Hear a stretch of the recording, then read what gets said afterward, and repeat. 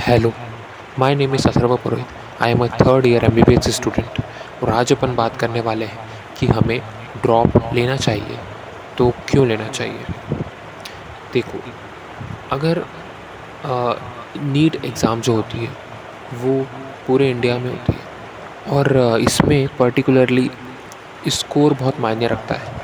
600 तक का स्कोर बहुत मायने रखता है और अगर आपके वहाँ तक मार्क्स नहीं पहुँचे हैं, 400 तक आ रहे हैं, 500 तक आ रहे हैं, तो आप ड्रॉप लेने के बारे में सोच सकते हो। लेकिन बाय चांस अगर आपके मार्क्स 550 और 600 तक आ रहे हैं तो आपको क्या करना चाहिए। देखो, अगर आपका ये डिपेंड करता है आपके फैमिली की स्टेटस पे, उस इकोनॉमिक स्टेटस पे भी डिपेंड करता है।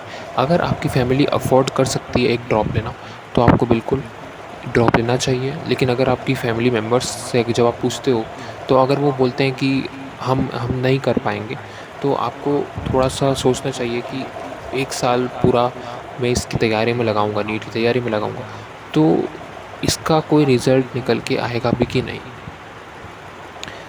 मतलब कि आपका स्कोर बढ़ेगा कि नहीं। अगर आपने ये जो पेपर हुआ था उसमें 100% दे दिया है तो आप, हो सकता है आपका स्कोर इसी तरह का आए अगले साल भी, कुछ ज़्यादा चेंजेस ना आए।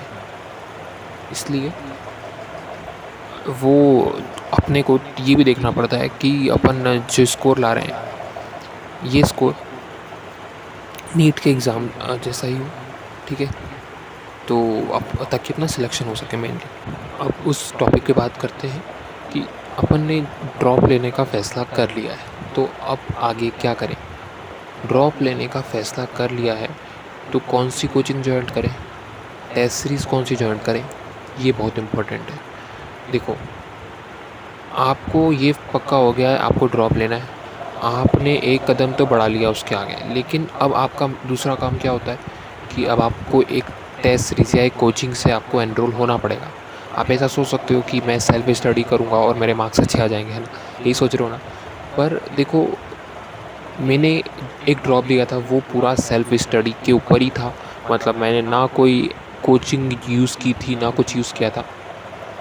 मेरा स्कोर तो इम्प्रूव हुआ था पर वो स्कोर इतना नहीं था कि मेरा गवर्नमेंट मेडिकल कॉलेज में सिलेक्शन हो जाए। ठीक है, तो ये चीज़ मैंने समझी कि मेरी कुछ चीज़ें रह गई थी कोचिंग ना जॉइन करना, टेस्ट सीरीज़ ना जॉइन करने की वजह से, क्योंकि मेरी क्वेश्चन प्रैक्टिस बेटर नहीं थी तो मेरी एक्यूरेसी और स्पीड मेंटेन नहीं हो पाई, खासकर फिज़िक्स में। उस वजह से मेरे मार्क्स कम आए थे। मैं स्कोर बता देता हूँ, मेरा स्कोर था 503 आउट ऑफ 720 और ये 2021 की बात है।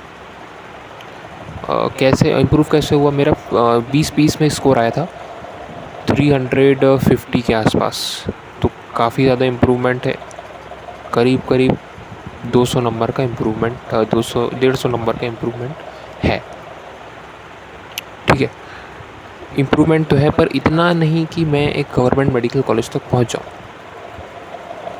ठीक है, फिर ये टेस्ट सीरीज़, ये कोचिंग मटेरियल्स अपनी हेल्प करने के लिए होते हैं। अगर अपन इनको ऐसा समझे कि हमारा ये हम इनको ज्वाइन करेंगे, सेल्फ स्टडी तो करना ही है आपको। अगर आप सोचोगे कोचिंग के भरोसे बैठ जाएंगे तो ऐसा नहीं होगा। कोचिंग के भरोसे अगर आप बैठोगे और सोचोगे कि कोचिंग वाले ही मेरा सिलेक्शन करा करके देंगे तो वो तो नहीं होगा। आपको खुद से मेहनत करनी पड़ेगी, खुद से सेल्फ स्टडी करनी पड़ेगी, तब जा कर के आप जो है नंबर ला पाओगे। मतलब ये दोनों कॉम्बिनेशन चाहिए, आपके सेल्फ स्टडी भी चाहिए और साथ में कोचिंग का भी थोड़ी मेहनत चाहिए। कोचिंग की क्या मेहनत होगी, वो आपको प्रॉपर क्वेश्चन देंगे, कौन से क्वेश्चन एग्ज़ाम में आते हैं उनको बताएंगे, सॉल्व करने का ईजी वे क्या है ताकि वो जल्दी सॉल्व हो पाए, आपका टाइम बचे कुछ फार्मूला कुछ ट्रिक वगैरह देने में। इस वजह से आपको कोचिंग जॉइन करनी चाहिए। अब कोचिंग अफोर्डेबल होनी चाहिए, तो अगर आपके एरिया में अफोर्डेबल कोचिंग है तो बहुत अच्छी बात है, आप वहाँ जा सकते हो, ऑफलाइन कोचिंग जा सकते हो। पर अगर लेकिन आपको लगता है कि घर बैठे बैठे मैं प्रिपरेशन कर सकता हूँ, घर बैठे बैठे मैं सिलेक्शन कर सकता हूँ, तो आपको ऑनलाइन कोचिंग प्रेफर करनी चाहिए। ऑनलाइन कोचिंग में क्या रहेगा, सेम रहेगा। जैसे आप ऑफलाइन में जाते हो वहाँ टीचर पढ़ाता है, ऑनलाइन में भी रहेगा। एक प्रॉपर शेड्यूल दे दिया जाता है आपको, मंडे टू सैटरडे का पूरा शेड्यूल दे दिया जाएगा, कब कब क्लासेस होंगी उसके बारे में बता दिया जाएगा। आपको वो सेम चीज़ फॉलो करना है। मैं मेरी बात बताता हूँ। मैंने जनवरी फरवरी में PW ज्वाइन किया था, जब मेरा 3rd अटैम्प्ट चल रहा था, तभी मैंने ज्वाइन किया। मैंने वो 8 जनवरी का था, 8 जनवरी से ही ज्वाइन कर लिया था, ठीक है। और बिल्कुल तरीके से उसको फॉलो करता था, जो जो वहाँ के टीचर बताते थे, टाइम टेबल देते थे, स्टिक कर लिया था बिल्कुल। अपने आप को मतलब बोल दिया था कि ये टाइम टेबल है तो इसके अकॉर्डिंग ही करना है, जो टीचर बोल रहा है ये करके लाना, ये क्वेश्चन प्रैक्टिस हो जानी चाहिए। मैं बिल्कुल बोलता था जी सर हो जाएगा, बिल्कुल मतलब मन से आवाज़ निकलती थी कि जैसा जैसा टीचर बोल रहा है वैसा वैसा तो करना ही है, वैसा वैसा तो करना ही है। क्योंकि मुझे पता था मेरी फ़िज़िक्स कमज़ोर है और केमिस्ट्री में, फ़िज़िकल केमिस्ट्री कमज़ोर है, तो मैंने इस पर ख़ास फोकस किया था।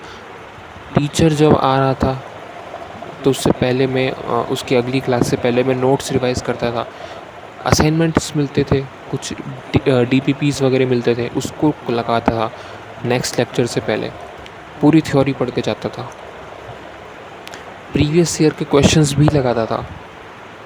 तो ये चीज़ें इंपॉर्टेंट है वहाँ के डेली प्रैक्टिस पेपर, खासकर PW के, और साथ में कुछ प्रीवियस ईयर क्वेश्चंस। ये चीज़ से कमांड हो जाती है, ये चीज़ से कमांड हो जाती है। और फिर भी अगर आपको लग रहा है कहीं ना कहीं, तो ऑनलाइन कोचिंग की बात तो मैं बता ही रहा हूँ। अगर आपको लगता है कि मेरी कंसिस्टेंसी घर में नहीं हो सकती, हो सकता है कि आपको घर में ज़्यादा डिस्ट्रैक्शन महसूस होता हो, बात बात पे आपको मतलब होता है ना घर में मन नहीं लगता, तो आप ऑफलाइन कोचिंग भी ज्वाइन कर सकते हो। ऑफलाइन कोचिंग में आपको सेम रहेगा, पर उसमें ऐसा रहेगा सेल्फ स्टडी, आपको वहाँ कोचिंग तो करिए आपने, उसके बाद घर आकर आपको पढ़ना पड़ेगा। और वो उसमें एनर्जी चाहिए आपको प्रॉपर, मतलब आप वहाँ कोचिंग तक जा रहे हो 8 से 12 की, 8 से 2 की कोचिंग में जा रहे हो, फिर बाद में आपको 3 से 7 बजे तक, 3 से 8 बजे तक पढ़ना भी पड़ता है।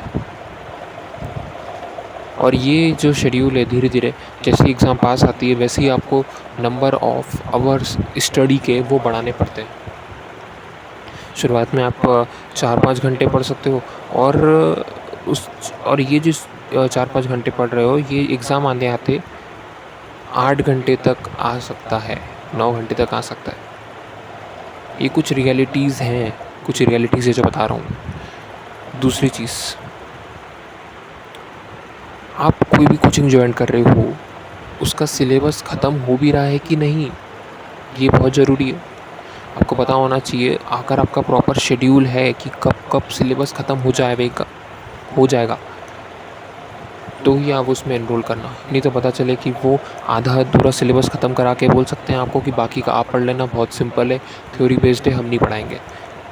तो मतलब क्या रह गया भाई, जब आप कोचिंग करवा रहे हो तो मतलब क्या रह गया फिर। हमने मतलब प्रॉपरली 1 साल इन्वेस्ट किया आपकी कोचिंग में और आप इस तरह का बोल रहे हो तो नहीं चलता। इसलिए ये बहुत ज़रूरी है कि कोचिंग करो तो एक प्रॉपर एक रेपुटेड जगह से करो, ताकि वो आपको एक मन में सेटिस्फेक्शन हो कि मेरा सिलेबस तो ख़त्म हो ही जाएगा, ठीक है। ये हो गया। साथ में इससे भी सबसे इम्पोर्टेंट बात है आपकी टेस्ट जो 15 दिन में, 7 दिन में होती रहती है, उसका स्कोर बहुत मायने रखता है, क्योंकि वो स्कोर ही आपको कॉन्फिडेंस देगा कि आप अगले साल नीट में क्या स्कोर करोगे। बहुत ज़रूरी रहता है। मेरी बात करूँ तो मेरे 2021 तक मेरे 550-600 तक तो आए नहीं था कभी। जैसे ही मैंने टेस्ट सीरीज ज्वाइन करी, PW की प्रॉपर किया, उसकी तैयारी की एकदम मन लगा के, मतलब बिल्कुल अच्छे से तैयारी की, तो मैंने देखा मेरा स्कोर 600 के ऊपर जा रहा है।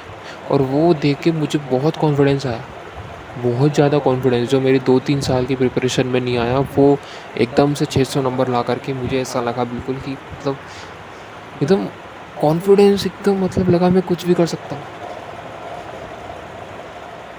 ये बहुत चीज़ होती है। आपका स्कोर जब आप इम्प्रूव होते हुए देखते हो अपनी आंखों के सामने, है ना। और पहले दूसरे टेस्ट से ही जब आप ये देख लेते हो तब बहुत मज़ा आता है, उसकी बात ही अलग है। उसके लिए मतलब बिल्कुल जो टेस्ट हो रहा है उसको रेगुलरली दो, उसके सारे डीपीपी सॉल्व करो, थ्योरी पढ़ के जाओ। पेपर दे रहे हो उससे पहले भी थ्योरी पढ़ो प्रॉपरली, हर चीज़ मतलब बोलते हैं ना, leave no stone unturned. Test देने से पहले, पेपर देने से पहले एक भी क्वेश्चन, एक भी ऐसा क्वेश्चन ना निकले कि अपने से ना बने। ये टेस्ट से ही अपने को पकड़ बनानी चाहिए, तब जाके अपन कहीं नीट पेपर में सोच सकते हैं। ये शुरुआत से होना कि टेस्ट में तो अच्छा करना ही है, मैं क्यों पढ़ रहा हूँ सुबह शाम, मैं क्यों जा रहा हूँ कोचिंग, भाई टेस्ट सुधारना है। ये जो कोचिंग वाले टेस्ट ले रहे हैं 720 नंबर का, 3 घंटे वहाँ बैठ करके प्रॉपर एक जगह पर ऑफलाइन OMR भर करके मैं टेस्ट दूंगा, ये चीज़ थी, ये चीज़ होनी बहुत ज़रूरी है। इसी से ही प्रैक्टिस आती है, प्रैक्टिस आएगी तो आपका डर भागेगा। पेपर होने के दिन सबको डर लगता है, 4-5 मई को सबको डर लगता है कि भाई पेपर आने वाला है तो हम क्या करें। तो यही एक तरीका है सिलेक्ट होने का, आपको 100% लगाना है, 100%। कुछ भी नहीं रहना चाहिए, सही में कुछ नहीं रहना चाहिए, चाहे उसके लिए आपको रात भर जगना पड़े। ये चीज़ बहुत ज़रूरी है। आप एक दिन नहीं सोगे, केवल एक दिन है ना, एक दिन से ज़्यादा मत करना। एक दिन नहीं सोगे चलेगा, लेकिन आप बना लो कि भाई मेरे को ये जो चीज़ें, मेरा डेली टारगेट है ये कंप्लीट होना चाहिए। डेली टारगेट जो मैंने सेट किया है ये रिवाइज़ करना है तो करना है। रिवीजन बहुत ज़रूरी है, आगे जा कर के कोर्स बढ़ता जाएगा, रिवीजन का भार बढ़ता जाएगा, ज़्यादा रिवीजन करना पड़ेगा। तो रिवीजन शुरुआत से ही डालो, शुरुआत से ही रिवीजन करते जाओ, लास्ट में आकर के रिवीजन बहुत हो जाएगा, कोर्स इतना सा बचेगा, कोर्स कोचिंग वाले करा देंगे, रिवीजन इतना ज़्यादा बचेगा। तो रिवीजन में फिर आपको आलस आएगा, कंटारा आएगा कि अभी नहीं करता हूँ कल करूँगा। वो चीज़ नहीं करना है, वही चीज़ नहीं करना है। जो चीज़ मुश्किल लग रही है उसी को करो, रिवीजन करो, नहीं इच्छा हो रही तब भी करो, क्योंकि यही स्कोर इम्प्रूव करेगा। वहाँ एग्ज़ाम में याद नहीं आता, क्योंकि अपने दिमाग की टेंडेंसी अपन भूल जाते हैं। वो भूलने नहीं देना, इसका मतलब आपको रिवीजन करते रहना पड़ेगा, करते रहना पड़ेगा। तो ये कुछ टिप्स थी मेरी, जो लोग ड्रॉप कर रहे हैं उनको प्रॉपरली सीरियसली सुनना चाहिए इसको, कि उनका स्कोर पहली बात तो मायने बहुत रखता है। ठीक है, अगर आप सोच रहे हो कि अभी मेरे 300 आएंगे तो पलक झपकते से आपके 600 आ जाएंगे, ऐसा होगा क्या? ऐसा हो सकता है, ऐसा हो सकता है, लेकिन उसके लिए क्या चाहिए? प्रॉपर डेडिकेशन चाहिए, प्रॉपर 1 साल की मेहनत चाहिए। हवा में नहीं आते, ऐसे ही नहीं आते। कोचिंग ज्वाइन करने से मार्क्स नहीं आते, नहीं आते। तो प्रॉपरली आपको बैठना पड़ेगा और उसके लिए मेहनत करनी पड़ेगी। टेस्ट में अच्छा करना बहुत ज़रूरी है। टेस्ट में अगर NCERT के बाहर पूछ रहा है मत लो उसको। NCERT से बायो और केमिस्ट्री में तो ज़्यादातर क्वेश्चन, फिजिक्स में भी ज़्यादातर क्वेश्चन NCERT से आते हैं। NCERT मतलब कि नॉर्मल जो 11th-12th के क्वेश्चंस हैं वो तो बनने ही चाहिए, फार्मूला बेस्ड हो गए। NCERT तो बायो की इतनी बार पढ़ लो, इतनी बार पढ़ लो, ये चीज़ें करो। और इन सब चीज़ों को सोच करके ही ड्रॉप लेने का फ़ैसला करना। अगर ये सब चीज़ें हो सके 1 साल में तो ही ड्रॉप लेना। तब तक के लिए कोई फेस्टिवल, होली, दिवाली सब भूलना पड़ेगा। ऐसा कुछ फेस्टिवल एग्जिस्ट नहीं करता है, केवल एक फेस्टिवल होगा, वो कब होगा? जब रिज़ल्ट आएगा। ये चीज़ दिमाग में बिठा के रखना, ठीक है। तो थैंक यू, आज के लिए इतना ही था, ठीक है। मिलते हैं अगले वीडियो में, बाय।